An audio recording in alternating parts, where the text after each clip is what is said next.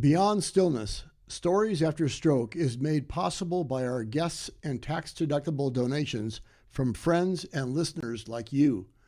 Join us in empowering stroke survivors with stories of wisdom, purpose, connection, and hope at www.beyondstillness.org.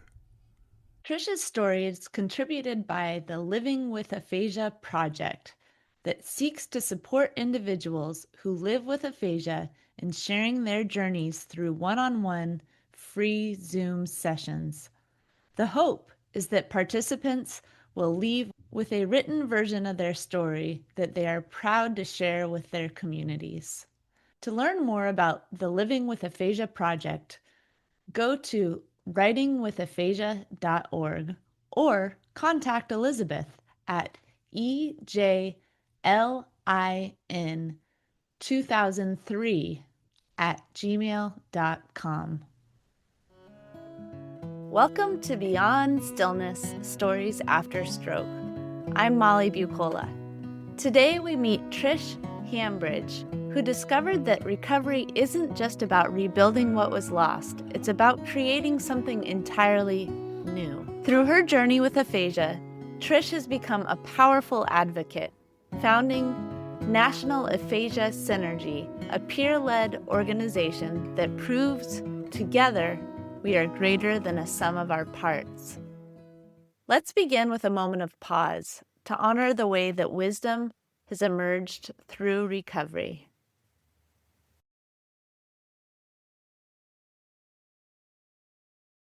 And we give thanks.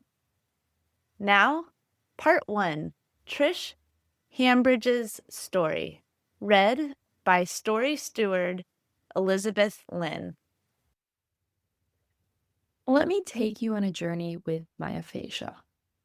17 years ago, I worked for Apple as an Apple Care project manager in California. Besides lupus, I was healthy in every other way.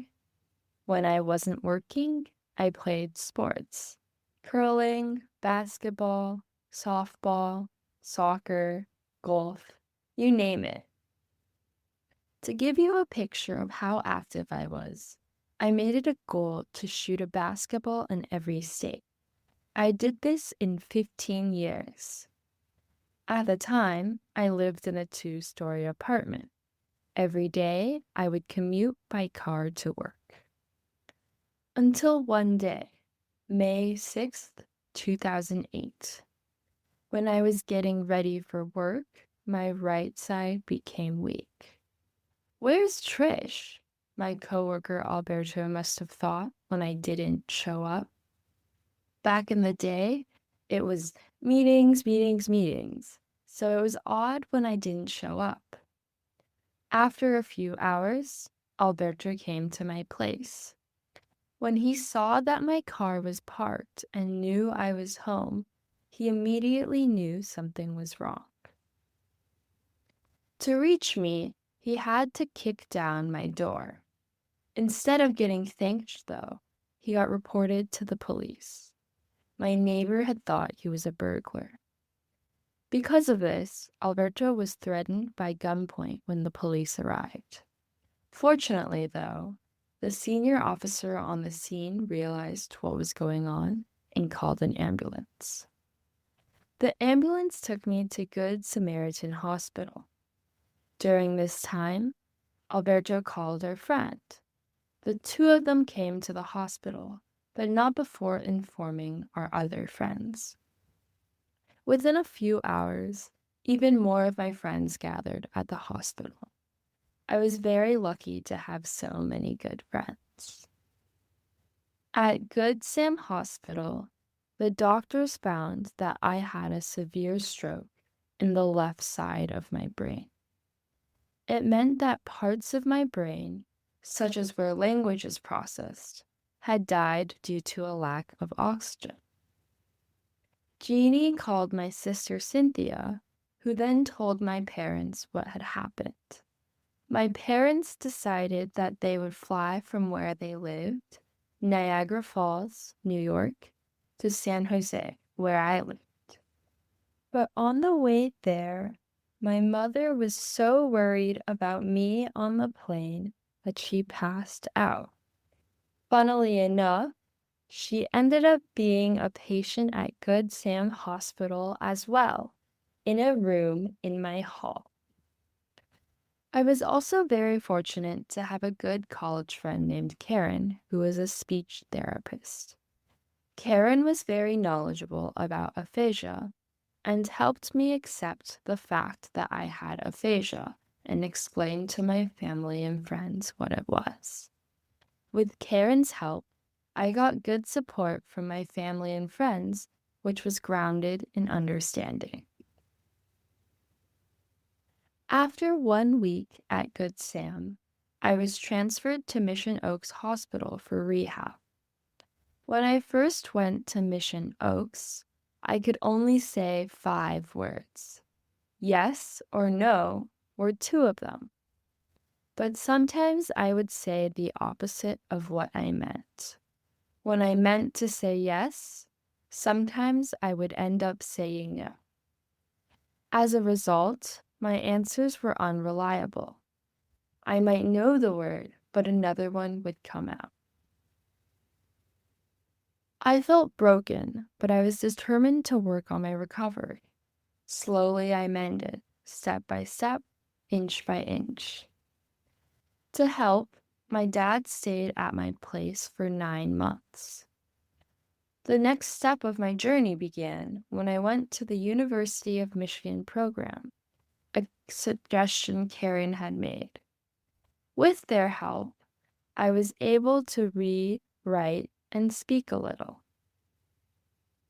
At the University of Michigan, there were 2 events that really helped me. The first was meeting other people with aphasia. Watching them eat lunch in a break room made me truly realize how long the road to recovery was. But I was lucky to have a great speech therapist who was there to help. They taught me helpful things to say like, "Hello, my name is Trish. I have a speech problem called aphasia."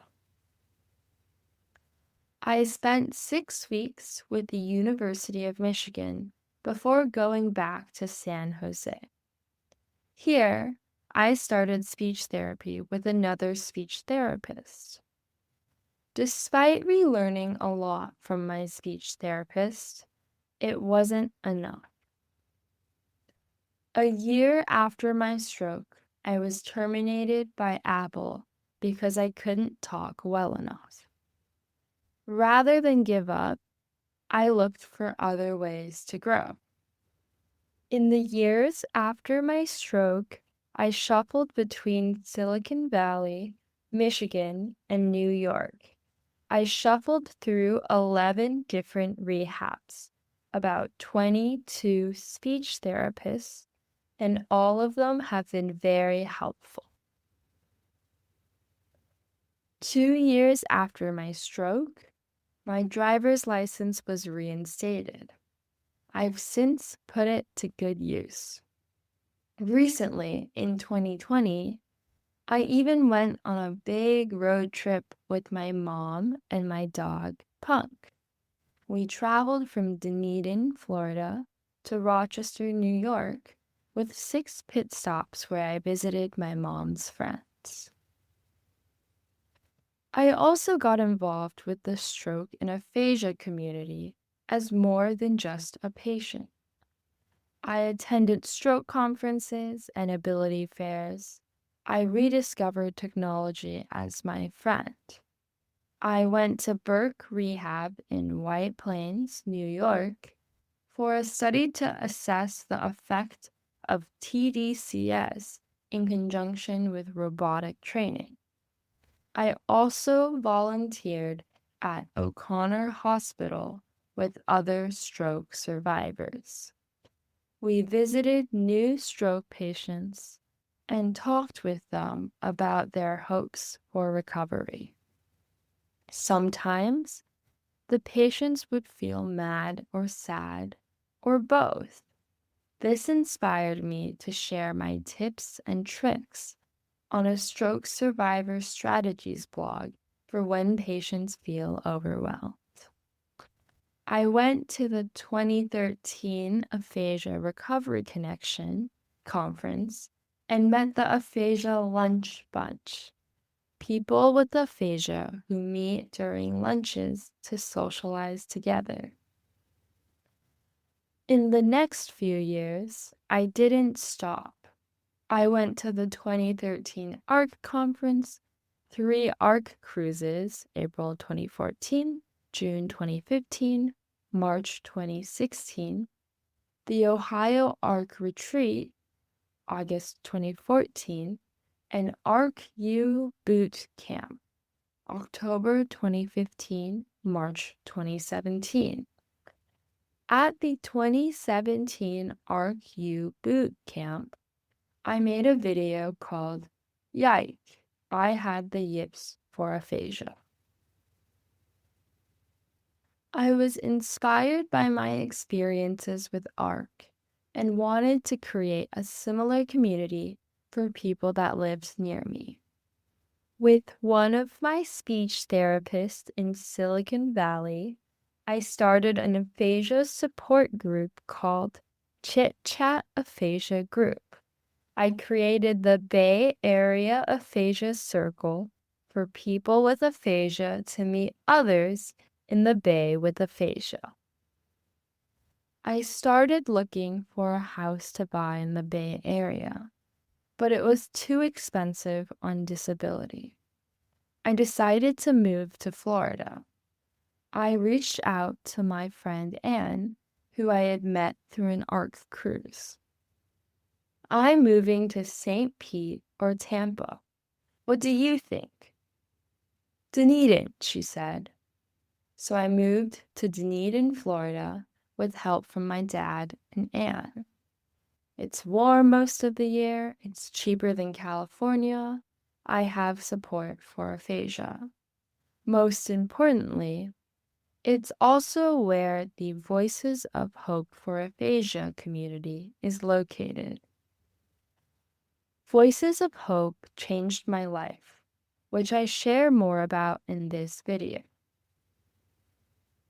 I got my condo, my new Florida driver's license, and set up my relationships with new doctors. I finally felt at home again. Of the many groups I worked with, one of the most important has been Voices of Hope for Aphasia. When I got a puppy dog, Voices of Hope voted on her name, Punk. However, I still couldn't speak well at the time, and Punk was hard to say. I had to rely on cues to help. Do you know the movie Dirty Harry? In my mind, I would repeat, "Hey, say it, Punk." I learned to train Punk commands with a P2Go app, augmentative and alternative communication app. P2Go has illustrations of different commands which I could click on. The app would then say the command, "Sit," or "Do your business." Everywhere I go now, I take Punk. A Voices of Hope session, my doctor's visit, restaurants, walks at Braemore Village. I'm not alone in my love for Punk. In 2019, Punk became the mascot for Voices of Hope. I speak about recovery from my stroke with SLPs, students, the public, and people with aphasia. With the Voices of Hope team, I help St. Petersburg City employees learn more about what aphasia means. I have attended 9 conferences with ASHA and Aphasia Access Leadership Summit. I have spoken at 3 of these ASHA conferences and 4 aphasia access conferences. In November 2022, I was part of a panel for an ASHA conference with Dr. Jackie Hinckley and Denise Lowell, a friend who also has aphasia. The panel was titled Twisties, Yips, and Hope: What People with Aphasia Want You to Know About Mental Health. 3 years later, I would soon be presenting my own topic with ASHA, titled A Person with Aphasia Speaks: An Insider's Advocacy Perspective and What SLPs Should Know. I am also planning to attend the upcoming ROSA conference. After attending the Project Bridge conference, I am now part of a team that develops qualitative research questions for people with aphasia. With this team, I have worked on a project exploring post-traumatic growth in aphasia. I also joined another project for ARG to test aphasia games for health. This doesn't mean that I'm not scared. I still am. But I've learned to accept my stroke and aphasia and work with it. I believe that when people with aphasia feel positive emotions, their speaking comes with fewer struggles, and they feel more hopeful, relaxed, and self-confident. Read more about the science behind this in the episode description. A person with aphasia has much more difficulty speaking when they feel negative emotions, which is enhanced when they are tired and in a loud space. While anxiety causes anticipation and fear, holding hope leads to anticipation and trust in yourself. Keep a positive attitude. Hope. Open yourself up to change. Own it. Find other people in the same situation and connect with them. Katarina Haley, PhD, CCC SLP, described it well in an aphasia access Zoom meeting. Aphasia is a tough blow. It interferes with communication, social connection, and psychological well-being. I wanted to help, so I founded the National Aphasia Synergy, a non-profit organization that promotes an aphasia community led by peers. I currently continue to serve as the president of NAS. Our strength is in sharing the stories of wins and challenges. NAS is driven to encourage optimism and positive outlook in people with aphasia. The unique part of NAS is that we are run by people with aphasia. Our website is intended to be a live storage of resources for people with aphasia. We stay happier and healthier when we have opportunities for meaningful contribution and control over the things that affect us. We can do it.